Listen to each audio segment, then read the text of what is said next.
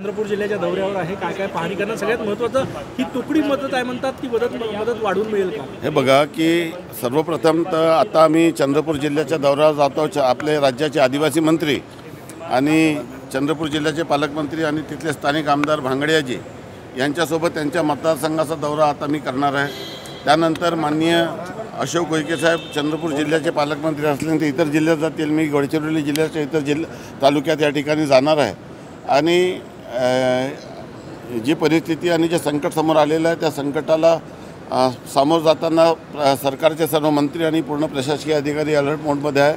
आज सर्व मंत्री वेगवेगळ्या जिल्ह्यामध्ये दौऱ्यावर असून या संकटाच्या प्रसंगी सर्व शासन शेतकऱ्यांच्या मागे ताकदीने उभं आहे आणि त्याची मदतीची सुरुवात झालेली आहे काल.